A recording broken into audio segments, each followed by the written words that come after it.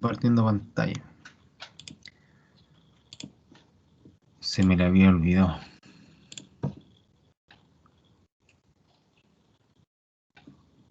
Parece que ahí sí.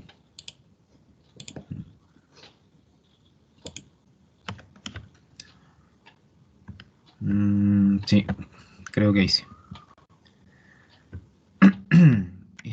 Ya, hoy vamos a ver lo que nos está quedando pendiente, que tiene relación con los últimos sistemas de iniciación. Ya bueno, este es como un tipo de repaso para que ustedes tomen las mejores decisiones respecto al sistema de iniciación que van a ocupar. ¿Mm? Ahí dependiendo de las características de su explotación, ¿mm? Van a poder tomar las decisiones entre trabajar con un sistema a fuego, uno no eléctrico, eléctrico o electrónico. Y en general están definidos casi de forma directa según el tipo de minería en el que ustedes van a estar desarrollando algún trabajo o algún proyecto. Así que va a depender bastante de eso, cuál de estos cuatro grupos pueden utilizar. Todos tienen diferentes precios, por supuesto. La parte económica igual es importante en este caso. Y además tienen diferentes aplicaciones. ¿Mm? Algunos dan mejores resultados que otros.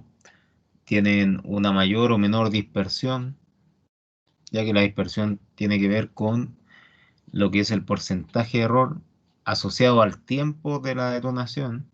¿Mm? Pero bueno, de todas formas, la decisión final es de usted.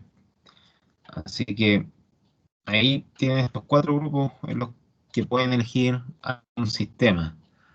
En minería, por lo menos, trabajamos con estos cuatro y me parece que en prácticamente todas las aplicaciones que tienen relación con explosivos industriales o comerciales, que no sean fuegos artificiales, estos serían los cuatro tipos de sistema de iniciación que hay. Dudo que exista alguno más. Donde yo sé, son solo estos, tanto en minería como en otros rubros. Entonces lo que nos está faltando son los eléctricos y electrónicos.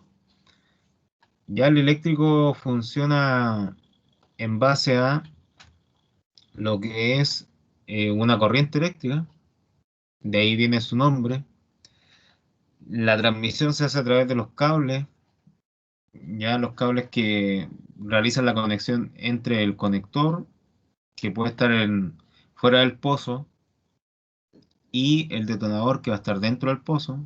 ¿Ya? Esta cápsula de aluminio va a ser el detonador propiamente tal.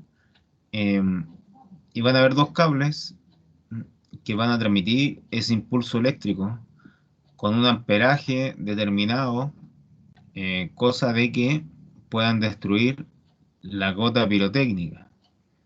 Podríamos decir que la gota pirotécnica es la responsable de que reaccionen acá.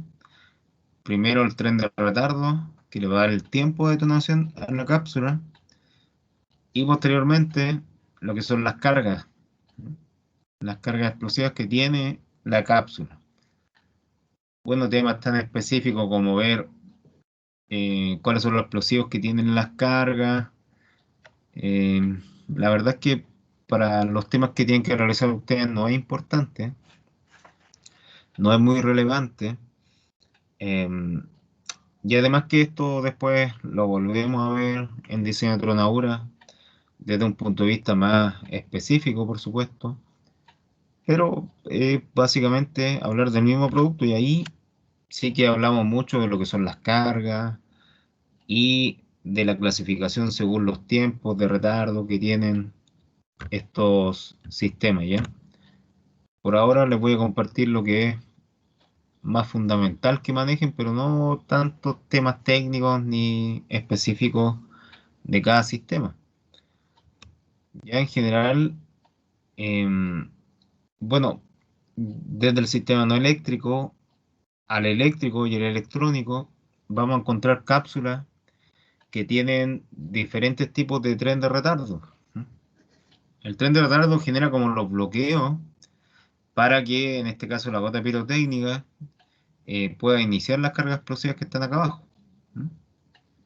Em, Así que, en este caso, si no hay tren de retardo, que es el caso que está acá, al costado izquierdo, la gota pirotécnica va a actuar de forma directa con la carga explosiva. O sea, de ahí que se considera un detonador instantáneo cuando no hay tren de retardo. Porque, en teoría, el tiempo de detonación debería ser de 0 milisegundos, ¿ya? En teoría. En cambio, cuando tiene un tren de retardo, ese bloqueo se va a demorar un tiempo en pasarlo, ¿ya? Y esos milisegundos, porque acá en Tronadura hablamos de milisegundos, van a ser los que le van a dar la secuencia a la detonación de los pozos. Ya, pero en general todos los sistemas tienen algunos que son instantáneos y otros que tienen una cantidad de retardos que es bien variable. Ya pueden ser 1, 2, 3 y pueden tener milisegundos 17, 25, 50, 100. Es bien variado el espectro o el abanico de opciones en cuanto a los tiempos que pueden adaptar. La clasificación de los sistemas eléctricos se puede hacer de tres formas, ¿ya? O los podemos agrupar en tres categorías. Una de ellas es la sensibilidad. ¿Mm? Bueno, aquí no vamos a entrar mucho en detalle con temas de los colores, ni cuáles son los ejemplos típicos donde se usan, ya, pero lo que me interesa es que ustedes sepan cuáles son las formas de clasificar los sistemas eléctricos. Ya, una de ellas es la sensibilidad. Y vamos a tener que el más sensible de todos, ¿qué significa que sea más sensible? Que es más fácil de iniciar. ¿Mm? Y si es un sistema eléctrico, van a poder ser iniciados incluso por corrientes estáticas, ¿ya? Las que produce uno mismo por el roce, ¿ya? O las que generan los vehículos cuando no tienen eh, estas varillitas que les ponen ahí para que hagan como tierra o descarguen la energía eléctrica. ¿Ya? Entonces ese tipo, o sea, la teoría dice que incluso ese tipo de corriente estática podría llegar a iniciar uno de estos detonadores, pero la verdad es que es bastante baja la probabilidad de que eso pase. Lo importante acá es que uno de los colores va a ser rojo cuando sean sensibles los detonadores eléctricos. ¿Ya? Cuando sean insensibles, uno de sus cables, ¿ya? Otra particularidad de los detonadores eléctricos es que tienen dos cables separados. Ya en la imagen anterior se nota mejor. Acá. Ya estos cables están separados, ni siquiera están unidos. Y cada cable tiene su color característico. ¿Ya? Los colores de los cables de los detonadores eléctricos representan una clasificación de ellos. En el caso del color rojo significa la baja, o sea, la alta sensibilidad, perdón, que presenta ese detonador. En el caso de que uno de esos cables fuera rosa, va a significar que es insensible y se van a tener que generar otras condiciones para poder iniciarlo. Ya, bueno, uno generalmente habla de amperaje necesario para romper la gota pirotécnica. Así es como se le da la iniciación a estas cápsulas. Ya con un amperaje que se transmite por los cables, llega acá, rompe la gota y la gota, dependiendo si hay tren de retardo o no, va a iniciar las cargas explosivas. Pero eh, tienen diferentes tipos de amperaje. Ya no es necesario que eso lo aprendan todavía porque ya son temas muy específicos. ¿Mm? Y cosas que no aplican al proyecto que ustedes tienen que resolver, pero igual siempre es importante saber cómo se clasifican y cuáles son las utilidades que tiene cada uno.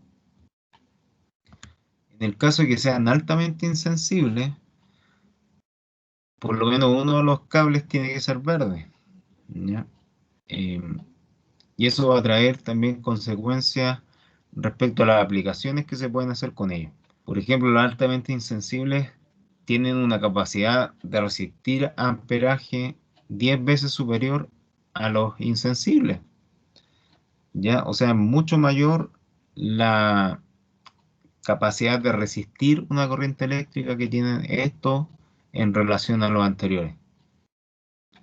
Y eso los va a hacer súper aptos para poder usarlos en faenas con mucho movimiento, ¿ya? Minas subterráneas como tipo Chucky o Teniente, ya donde prácticamente parecen túneles carreteros, las galerías. Ya hay mucha tecnología ahí, iluminación, electricidad por todas partes. Entonces, en esos casos, si queremos usar sistemas eléctricos, tienen que ser insensibles. Porque si yo usara uno sensible, detonaría súper fácil en esas condiciones. ¿Ya? Porque hay muchas corrientes, tanto estáticas como dinámicas, que están en ese tipo de faenas mineras. Em, pero bueno, mire, al final de cuentas no son muy usados los eléctricos. ¿Mm? Em, Porque en general em, se opta más por los electrónicos que por los eléctricos, cuando se tienen más lucas para hacer inversiones. Ya, pero otra clasificación que podemos hacer de los eléctricos es con respecto al tiempo de detonación. Ya uno va a ser instantáneo, sin retardo, otros de micro retardo y otros de retardo. Ya el de micro retardo es el más conocido y es el que es como de forma equivalente a los no eléctricos, ¿ya? Los que funcionan con tubos de choque, por ejemplo, esos detonadores no eléctricos son de micro retardo, ¿ya? Micro porque estamos hablando de milisegundos. En cambio, los de retardo, vamos a estar hablando también de milisegundos, pero una variación bastante mayor de las que tienen los de micro retardo, porque estos van a tener 500 milisegundos constantes dentro de las cápsulas. ¿Qué significa eso? Que en medio segundo van a poder detonar. Y por eso también a veces se les llama detonadores de medio segundo. ¿Ya? No es muy original el nombre, pero también se conocen así. El tema del tiempo de los eléctricos podríamos decir que es una de las desventajas principales que tienen, porque no es muy amplio el rango de opciones que yo tengo para trabajar. Y en una malla yo necesito tener muchos tiempos para poder hacer mi diagrama de la mejor forma posible, evitando que los pozos se repitan, por ejemplo. Ya, pero todo lo que tiene que ver con tiempos también lo vemos mucho más a fondo en lo que es diseño de tronadura. ¿Ya? Y trabajamos mucho con tiempo de detonación. Y estamos constantemente hablando de eso. Pero acá no es necesario tampoco que lo manejen ni que hagan una malla con tiempo de detonación, ¿no? No es necesario. Dependiendo de si son instantáneos, de micro retardo o retardo, va a ser el color del cable blanco, amarillo o azul. Ya en la última clasificación va a depender del uso que se le dan a los detonadores. En general, tenemos que los más usados son los de aluminio, ya los que tienen estas cápsulas de aluminio, igual que los no eléctricos, que también son cápsulas de aluminio. Y incluso las cargas explosivas que tienen dentro los sistemas eléctricos y los no eléctricos son muy parecidas también, ¿ya? Por lo tanto, la fuerza que van a tener al detonar también va a ser o va a estar dentro de la equivalencia. Ya son bien parecidos en ese aspecto. Em, pero van a haber unos que son diferentes, ¿ya?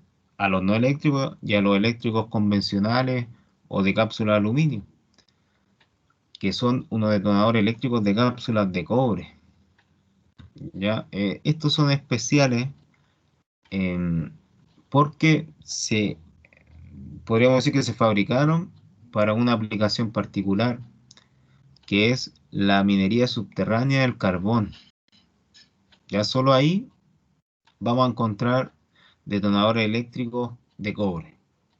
Y hay todo un tema acá que tiene relación con la inflamación del gas grisú, em, la presencia del metano, en explotaciones subterráneas de carbón. Entonces, para eso, miren, la verdad no manejo mucha información de la reacción que hace acá la cápsula de cobre versus la inflamación del gas, pero yo creo que algo debe haber ahí con el material del cobre que no permite que haya mayor inflamación como sí lo hacen las cápsulas de aluminio. ¿Ya?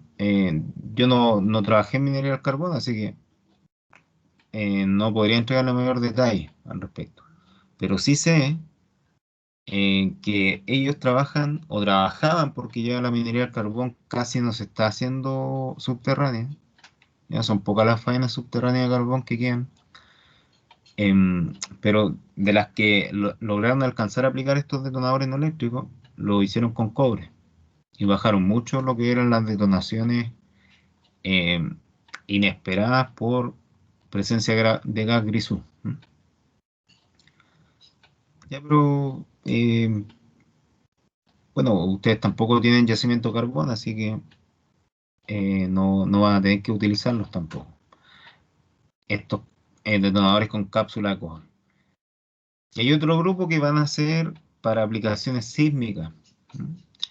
Ya estos son detonadores inferiores al micro retardo, ¿ya? O sea que son de tiempo menos milisegundos. Em, y en ese caso se utilizan para homologar condiciones de movimiento de placa. ¿Ya? Ahí tampoco manejo mucho detalle porque no estuve muy relacionado con la geofísica, ya que son ellos los que hacen estos experimentos, de cómo tratan de generar las condiciones parecidas al movimiento de la onda P y la onda S con estos sistemas. ¿Ya? La verdad no manejo mayores detalles al respecto, pero sí sé que se ocupan ahí en ese tipo de experiencias. Y otros que son para tronadoras subterráneas, em, pero en este caso marinas, ¿ya? Bajo grandes presiones de agua. También hay un tipo de detonador eléctrico que funciona ahí y va como un poco en contra de la lógica porque se supone que la electricidad con el agua causa cortocircuito, pero en este caso hicieron un producto el cual es capaz de resistir esas condiciones. Ya, pero en general este grupo de sistema de iniciación es de los menos populares que hay, ¿ya? O de los más extraños para hacer trabajo, ¿ya? Son de los menos utilizados y menos conocidos que hay. Me acuerdo que estuve trabajando un tiempo con esto, pero fue en una cantera, ¿ya?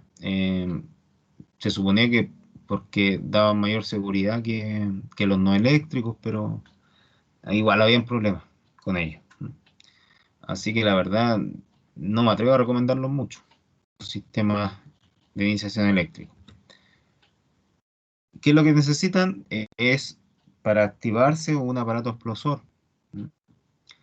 Em, entonces con ese aparato explosor, ¿qué es lo que se hace? O se hacía hace un tiempo atrás, era calibrar con las perillas aquí el amperaje necesario para que el detonador explotara, o la gota pirotécnica en este caso se destruyera. Ya se calibraba y se detonaba después. Pero ahora en la actualidad los aparatos explosores, bueno, aparte que son mucho más pequeños y más cómodos de transportar, más livianos, tienen la particularidad de que ellos pueden ser capaces de hacer la lectura de forma automática respecto al amperaje que se necesita. Ya no es necesario que uno lo esté ajustando, sino que ellos lo leen de forma automática.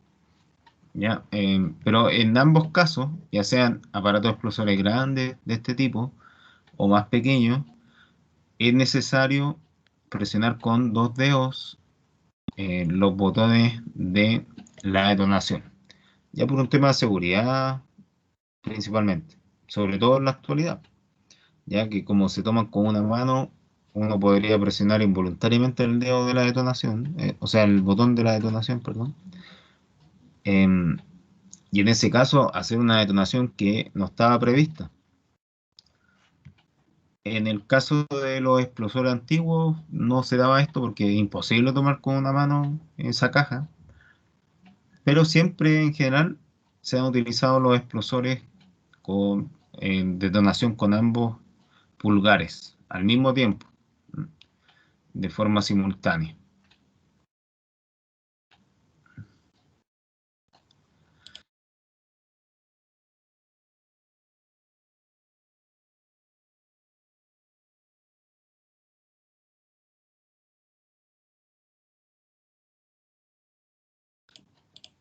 Ya. Y el último grupo que tenemos eh, son los electrónicos, que son los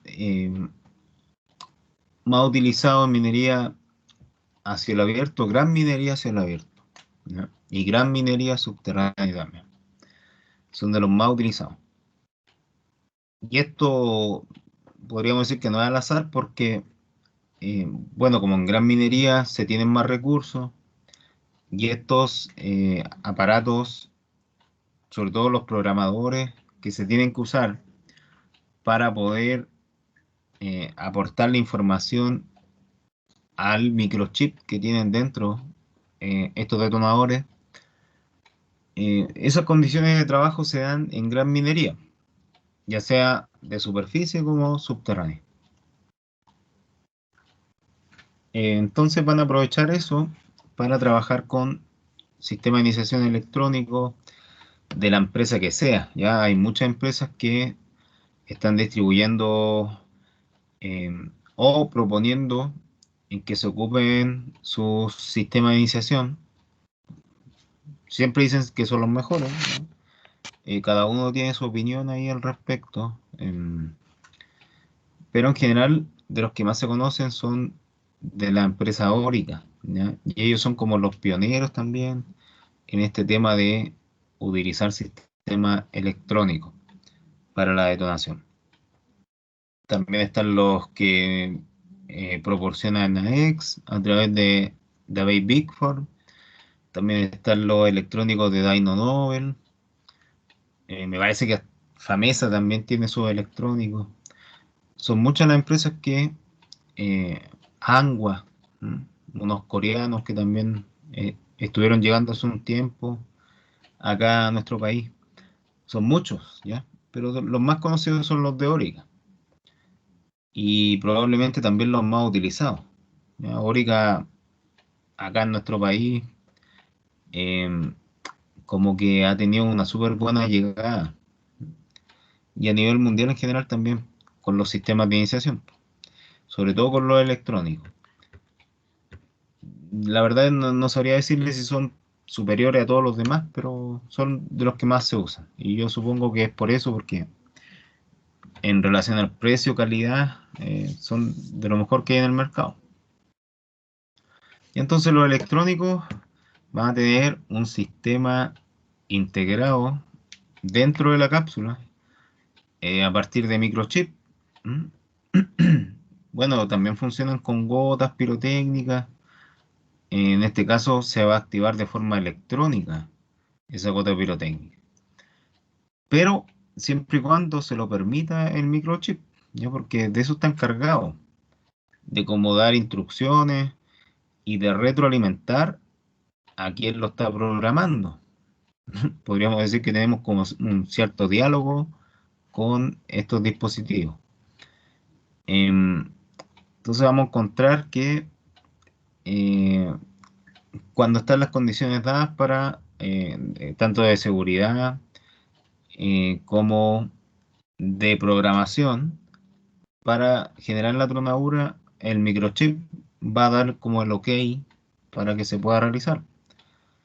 Ya, pero independiente de las condiciones de trabajo que se obtienen y de la interacción que pueda tener el programador con el detonador, lo que importa que, eh, eh, sobre todo en temas de resultados de la pila fragmentada, es que va a mejorar mucho lo que es la fragmentación y va a disminuir también temas que son delicados como la vibración y la roca volando.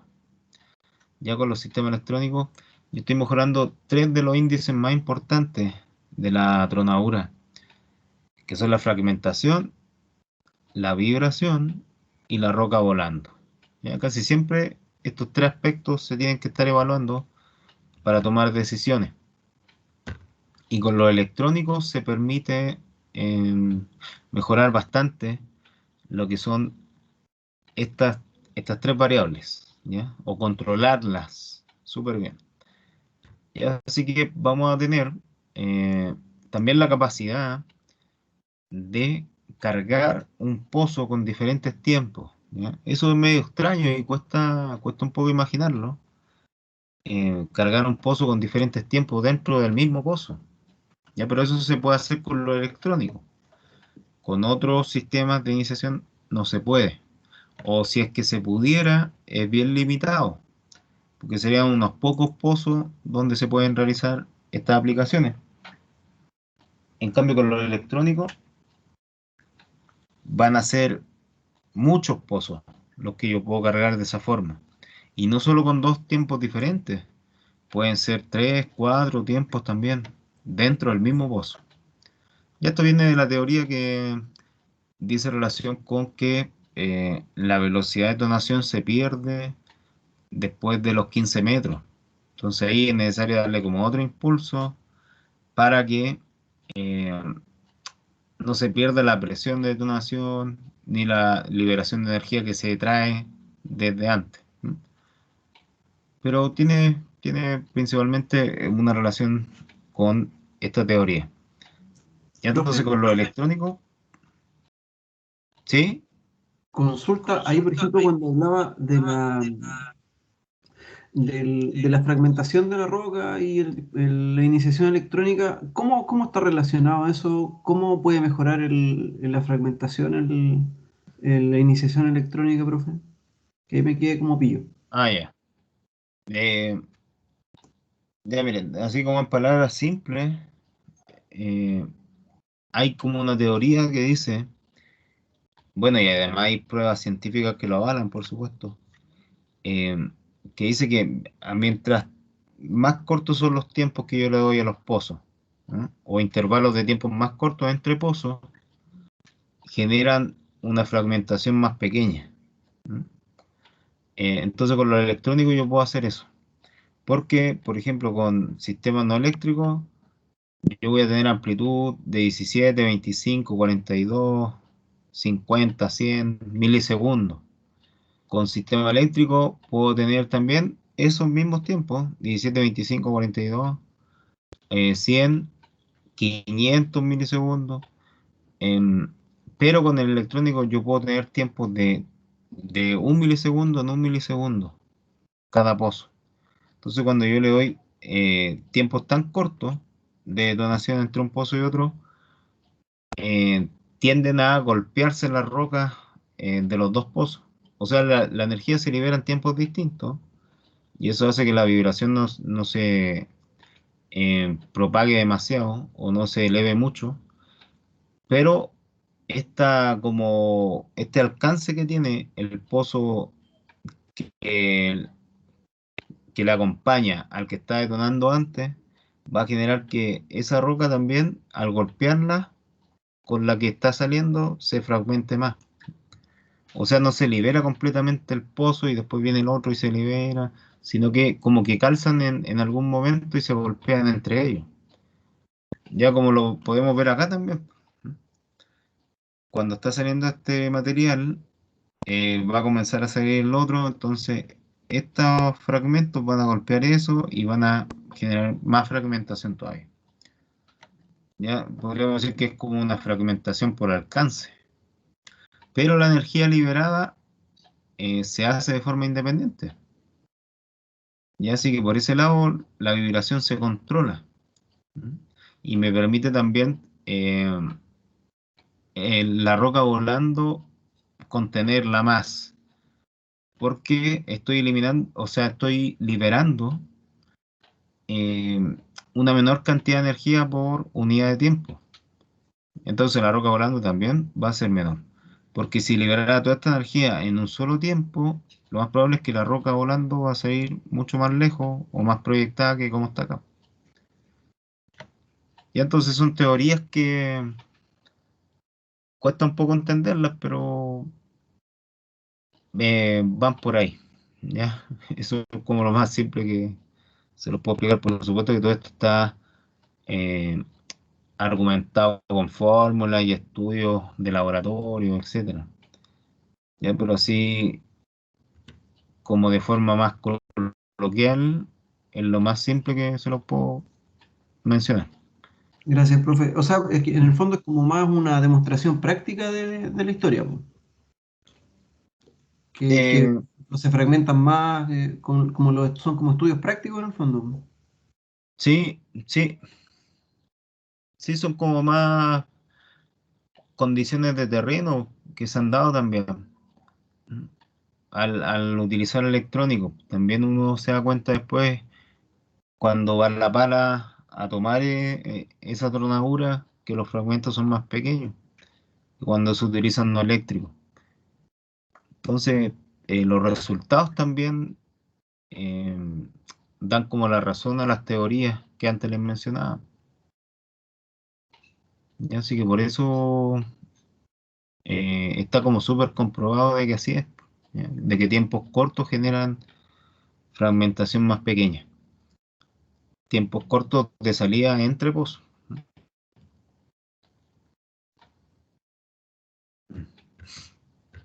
Eh, ya, pero a pesar de que estamos trabajando con un sistema súper tecnológico y de que la seguridad se eleva mucho más que con los otros, aún así pueden haber problemas. ¿Ya? Uno de ellos es que se rompa el microchip, ¿ya? Por diferentes razones, porque se cargó mucho el pozo, porque se golpeó el detonador, se puede dañar este aparato interno que viene recubierto por la cápsula. Y si se rompe el microchip o se daña, el detonador puede dar falsos positivos que pueden generar tiros quedados. Ya entonces en ese caso, bueno, ya después de la tronadura nos vamos a encontrar con las cápsulas, con el microchip que no va a estar, en este espacio vacío, y con la carga explosiva intacta, ¿ya? Y si está la carga explosiva intacta, va a significar que él no inició tampoco al multiplicador y por lo tanto la columna de explosivo va a estar ahí.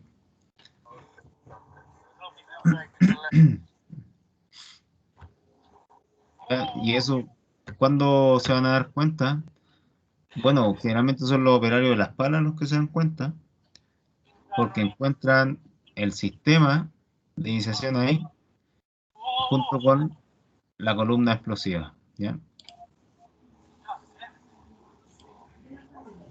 Así que en ese caso vamos a tener que el operario de la pala va a ser el primero en darse cuenta cuando se trabaja con sistemas electrónicos de que hay un tiro quedado, porque él va a ser el que va a estar viendo esas condiciones, ¿ya? Y ahí, bueno, ¿cuál es la forma de inhabilitar esta carga explosiva?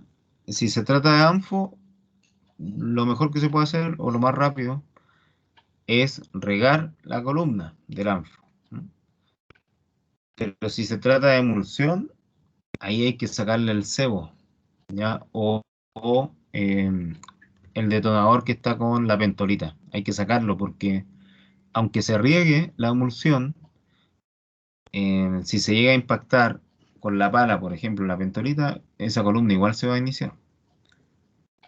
Entonces la mejor forma de inactivar esta columna es quitarle el cebo. ¿Ya? Y el otro explosivo que va a quedar ahí en la columna, bueno, habrá que ver alguna forma de retirarlo o de poder diluirlo. ¿M?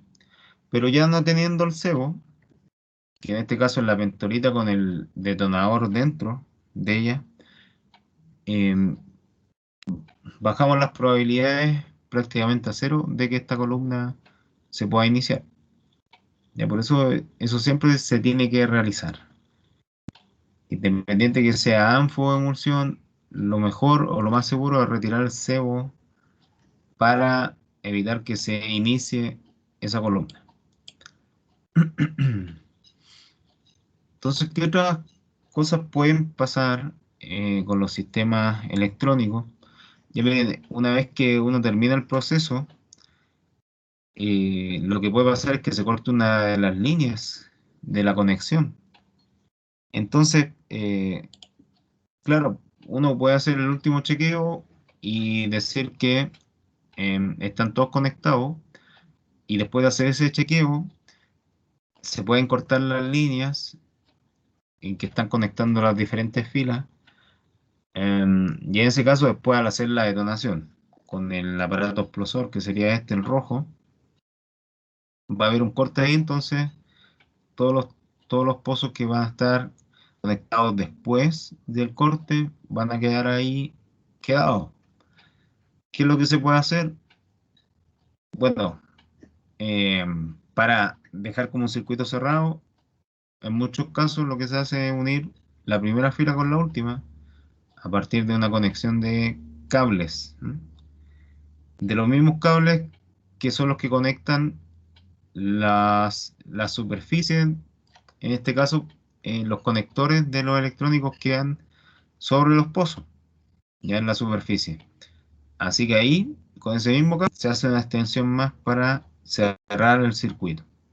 Y ahí, aunque se corta acá, acá o acá, de todas formas va a haber una conexión por diferentes vías de donde la información se va a estar transmitiendo igual. ¿M? Por el hecho de ser electrónico, va a tener estos dos como canales de transmisión. Ya siempre hay medidas que uno puede tomar para evitar que hayan problemas mayores. En el caso de la fragmentación, como ya lo vimos, vamos a tener que los tres sistemas tienen diferente fragmentación. Principalmente van a estar también influenciados por los tiempos que se le pueden dar a cada caso. ¿Ya? En el caso de los no eléctricos, vamos a tener amplitudes más o menos de entre 25 milisegundos promedio en la salida de los pozos. ¿Ya? Bueno, pueden ser más, ¿no? Pero en general son como 25 milisegundos. ¿Qué es lo otro? Los eléctricos van a tener un poco más de 25 milisegundos promedios para salir. Ya, pero como la dispersión de los eléctricos es más baja que la de los no eléctricos, eso va a permitir que haya una fragmentación un poco mejor. Y en el caso de los electrónicos, ya se alcanzan los mejores resultados de fragmentación. ¿Mm? Y más que de la fragmentación que sea pequeña, tiene que ver con la homogenización de la fragmentación. ¿Ya? ¿Qué quiere decir esto? Que los fragmentos tengan el mismo tamaño. Ya no siempre una buena fragmentación va a significar que sean tamaños pequeños, sino que tengan tamaños similares entre ellos. Ya, porque no me sirve mucho que haya eh, pulverización por un lado y en el otro que hayan bolones. No me sirven los extremos. Por eso, que sea más homogénea o que estén cercanos a 15 pulgadas los fragmentos es como un buen parámetro para obtener resultados. Ya, así que con eso visto desde esa perspectiva, los electrónicos son los mejores en cuanto a los resultados de las pilas de fragmentación. ¿Ya? Así que, bueno, eso con los sistemas de iniciación. Ya nos va quedando bien poco por ver. Básicamente lo que deberían utilizar. Bien, yo les doy algunos tips nomás, pero al final de cuentas la decisión la toman ustedes respecto a si aplican algunas recomendaciones que yo les doy o quieren aplicar otras. Ya igual son libres de poder hacerlo. Pero yo les voy a estar dando recomendaciones también de cómo poder realizar las mallas de tronadura. Ya el jueves vamos a estar viendo eso. Con respecto a mediciones de par, de espaciamiento, taco, pasadura, factor de carga, carga explosiva. em, ya, pero ustedes vean si quieren ocupar eso que yo les voy a compartir o si en su defecto quieren ocupar otras fórmulas que ustedes tengan. Ya son libres de hacerlo. Yo igual les voy a decir por qué yo prefiero trabajar con las fórmulas que les voy a compartir el jueves. Les voy a dar mis argumentos del por qué yo prefiero utilizar esa. Pero si ustedes quieren seguir trabajando con la otra, que la haya compartido otro profe y que la entendieron más, la encontraron más amable, igual están en plena, completa libertad de poder hacerlo, ¿ya? No hay problema, así que no se sientan así como atados a que tienen que usar lo que yo les estoy pasando y nada más, ¿ya? Como que fuera la verdad absoluta. Ya nunca ha sido mi intención que así sea. Y en todo caso, incluso es mejor que traigan fórmulas de otras partes porque así se enriquece todo el aprendizaje en general, ¿no? Teniendo diferentes puntos de vista.